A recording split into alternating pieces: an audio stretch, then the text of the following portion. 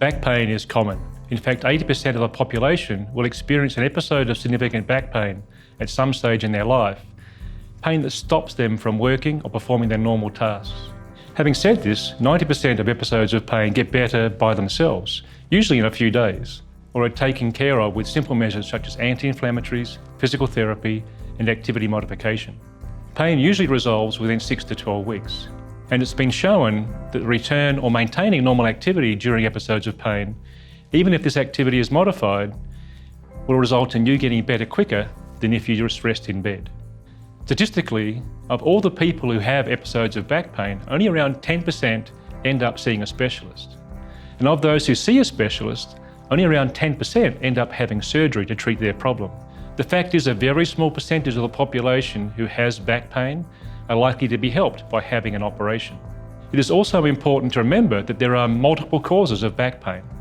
And just because someone you know may have had similar pain to yours and had an operation or certain treatments, does not mean you need surgery or the same treatment for your back pain.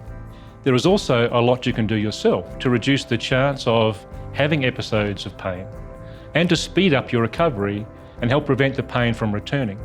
Maintaining a healthy weight and good support in the muscles in the back and around your belly are important ways to help protect your back. And while these activities will not change the way your x-rays look or prevent you from having back pain at any stage in the future, there is good evidence to show that it will decrease both the severity and frequency of episodes of pain. Another point to remember is that every surgery we perform causes some harm to the body, like scarring or altered function and mobility. And any operation is associated with risk. And these risks must be balanced against the potential benefits. And in just about every situation, surgery should be considered a last resort. Your surgeon will discuss the nature of the risks associated with your treatment. Now let's discuss some causes of back pain. All pain is conveyed by the nervous system to the brain. This does not mean the nerve is being compressed or damaged. Structures that are inflamed, degenerating, broken, or just wearing out may lead to pain. And this pain is often worse with movement or activity. When a nerve is compressed, pain usually follows the path of that nerve, down the buttock and down the leg. This sort of pain we call sciatica, and it will often continue even if you are sitting or lying down. However, maintaining certain positions may lead to relief of the pain, at least temporarily. The treatment for leg pain caused by nerve compression or sciatica will be discussed in a separate video. There are several structures that can lead to pain in the back, buttocks or extending down the legs. One of these is the discs that lie between the vertebrae. Facet joints can also lead to the sort of pain.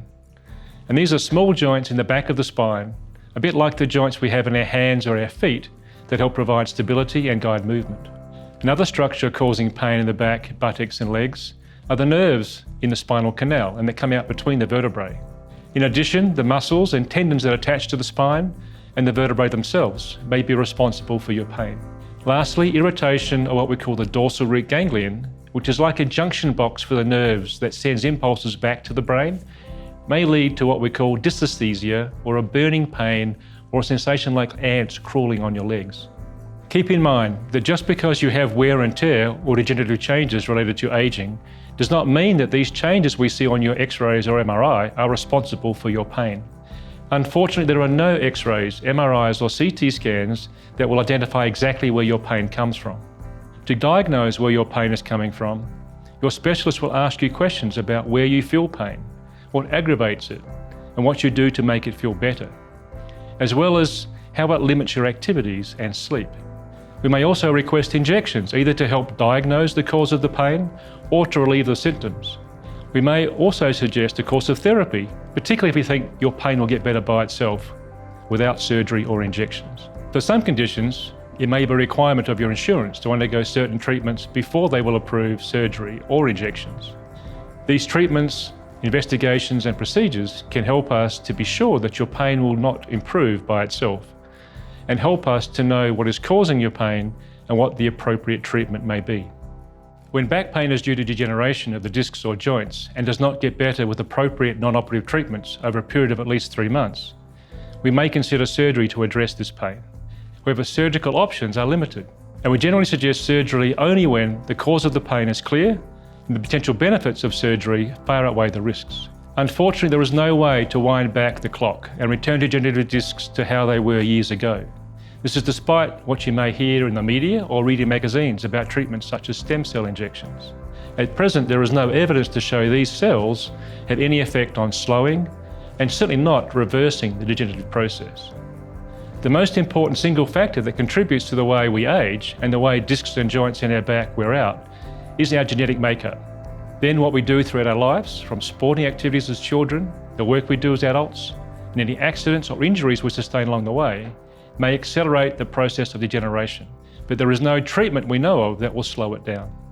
Even back surgery to treat certain problems may lead to additional stresses being placed on adjacent levels that speed up the degenerative process. Therefore, this is another factor to consider when thinking about undergoing back surgery, and may influence the type of surgery recommended in your case.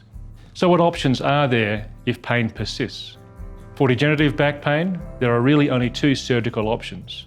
That's disc replacement and fusion. We will discuss what these surgical options are and when they may be indicated in a separate video.